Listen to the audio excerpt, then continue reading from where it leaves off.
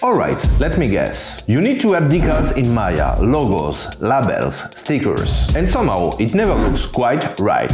Most artists rely on one single method and then wonder why their decals stretch, break, or completely fall apart in production. So today I'm going to show you 5 ways to add decals in Maya and Arnold from quick and dirty to proper studio level workflows. No substance, no Photoshop. Just clean control label, decals. And I promise you, most artists only know one of them. Welcome back to Primal VFX, I'm your host Skart, and if you want to see more no BS real production workflows, smash the like button, subscribe for more awesomeness, and let's dive in right now!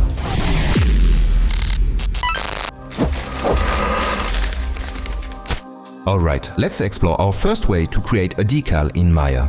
No Substance Painter, no Photoshop, zero excuses. So here we've got a nice object, a little sci-fi crate.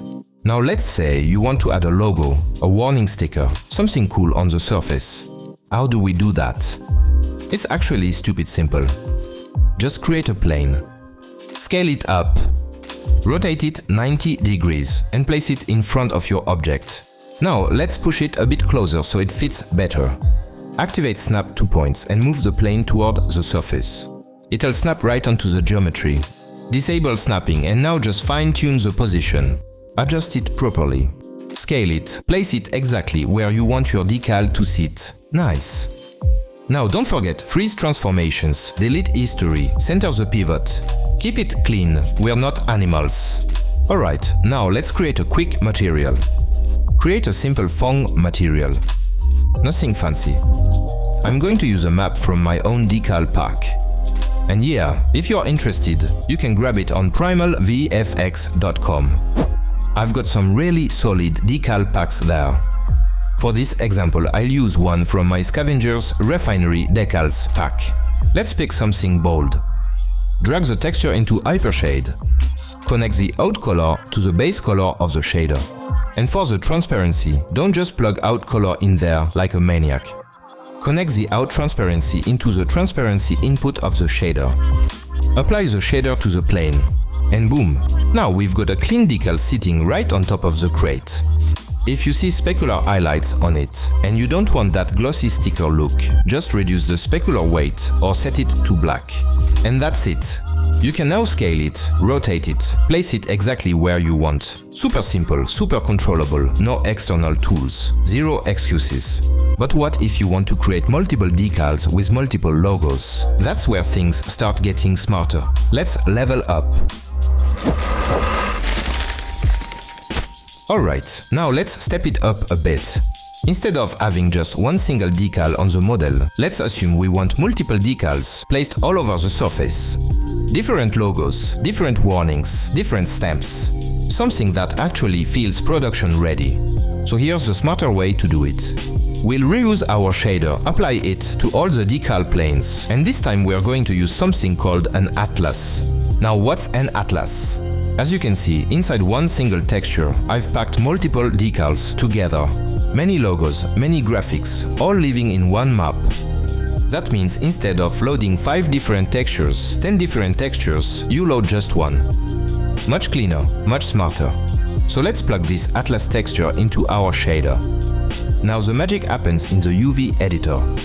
For each plane, we simply go into the UV and reposition them to the part of the atlas we want to use. Select the plane, open the UV editor, grab the UV shell, scale it down. Move it to the area of the texture where your chosen decal lives. And boom! That plane now displays only that portion of the atlas. That's your first decal. Now repeat. Select the next plane. Unfold if needed, scale the UV shell and move it to a different area of the atlas. Another decal. And again. And again. Yes, you need to do it for each plane. Yes, it takes a few minutes. But honestly, it's kind of satisfying. It's simple, it's controlled, it's efficient. You're not juggling multiple materials. You're not loading tons of textures. One map, multiple decals. Smart workflow. After a few minutes, you can see the crate is fully populated with logos, stamps, little details everywhere. And the best part? It's still just one texture, driving everything. Clean, optimized, production friendly. But there's still one big limitation. All of this works great on flat surfaces. What if the surface is curved? That's where things get interesting. Alright, now we level up. This time we're dealing with something a bit more complex. Here we've got a can model. A cylindrical shape. Not a flat surface. Not a nice little plane. So if you try the previous method directly on this, yeah, it's not going to sit properly. For curved surfaces, we need an extra step. So let's do it properly. Create a plane once again. Scale it up. Rotate it 90 degrees so it's facing the can. Place it roughly in front of the area where you want the decal to land. Freeze transformations, delete history, center the pivot. Keep things clean always. Now here's the important part. Select the plane first. Then select the can. Go to Deform and choose Shrink Wrap. Now in the Shrink Wrap options, we have different projection modes. We'll use Parallel to Axis. Since the can is oriented along the X-axis in this case, we'll project along X. Disable Bidirectional. We don't want the plane projecting both ways. Now about Offset. If you leave it at 0, sometimes the plane will snap directly onto the surface and slightly intersect the mesh. That creates flickering, Z-fighting, ugly stuff. So let's add a small offset. Something like 0.1. That's usually enough to keep it sitting cleanly above the surface. Apply. Now move the plane towards the can. And look at that. It wraps perfectly around the curvature. No stretching, no distortion. If it's too big, scale it down. Move it again, adjust it. That's the power of Shrink Wrap. Now that the geometry is wrapped properly, delete history and freeze transformations again.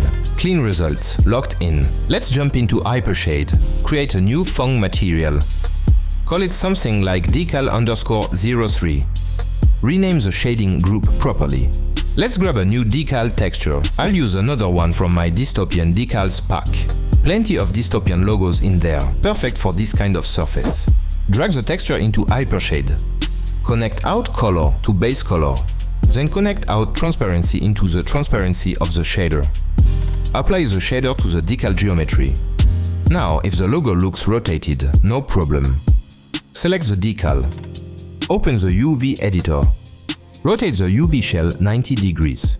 And boom, perfectly wrapped decal on a curved surface. No stretching, no weird projection artifacts, no external tools.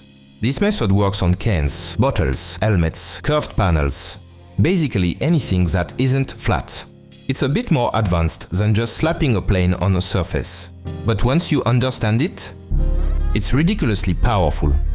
And we're not even at full production mode yet. Alright, now we're entering pro territory. This is the most advanced example so far. Here we've got this awesome North Face backpack model. Fully textured, nice materials, proper asset. Let's jump into camera view and launch the IPR. And yeah, this already looks pretty good. But what if we want to add stickers, badges, music band patches, custom logos on the front, something that feels layered and real? First thing, let's isolate the backpack. Now here's the important part. This model is made of multiple separate meshes. Different parts, different pieces. If we want to wrap decals properly across the whole surface, we need a clean projection mesh. So let's duplicate the backpack. Reset its rotation values to 0. Select all the duplicated geometries and combine them into one single mesh. Wait for Maya to do its thing. Once it's done, delete history. Rename it something like temp. This is our projection surface. We won't render this one, it's just for wrapping. Now let's create a plane again. Scale it up. Move it in front of the backpack. Rotate it slightly so it sits roughly where we want the decal to land. Freeze transformations, delete history, center the pivot. Now select the plane first. Then select the combined projection mesh. Go to Deform and then Shrink Wrap. But this time we are not using parallel to axis. We are using vertex normals. Keep the offset value. Hit Create. And look at that. The plane automatically conforms to the surface, following the normals of the mesh. Now if you move the plane up and down along the y-axis, you'll see it sticks perfectly to the surface. Exactly what we want. Of course, if you move it too far off the surface, it'll break. That's normal. But as long as you stay close to the geometry, it wraps beautifully. Position it, rotate it. Place it exactly where you want your patch. If you notice slight intersections, just increase the offset a bit. Once you're happy, delete history and freeze transformations again. Now let's go into Hypershade. This time we're not using just a PNG. We're going full PBR. I've got a patch collection from ArtStation, really well made. Base color, roughness, normal, opacity. Proper maps. Let's create an II standard surface shader. Rename it Patch. Rename the shading group as well. Drag all the maps into Hypershade and organize them cleanly. Very important, set roughness, normal and opacity maps to raw color space. Base color stays in sRGB. Now connect everything properly. Out color from base color to base color of the shader. Out color red from roughness to specular roughness. Opacity to opacity. For the normal, create an AI normal map node and connect everything together correctly. Now apply the material to the decal plane. Refresh the IPR. And boom! Now we've got a fully shaded patch sitting on the backpack. You'll notice the duplicated backpack projection mesh might look broken in the render. That's fine, we don't care about that one. Reset the original backpack group rotation. Parent the decal properly. Restore the original rotation values. Refresh the IPR. And now everything lines up perfectly. You've got a proper PBR patch decal. Real roughness variation, real surface detail. And after duplicating this process a few times, you can start populating the backpack with multiple patches, music bands, custom logos, badges everywhere. It takes a bit of time, sure, but nothing crazy. And the result? It looks legit, layered, believable, production ready. This is not just slapping a PNG on a plane anymore. This is Pro Control. And yeah, you did it without substance, without Photoshop. Just Maya, just knowledge, zero excuses. Thank you so much for watching. If you enjoyed the content, you know what to do. Subscribe to my channel for more awesomeness. And I see you guys in the next video.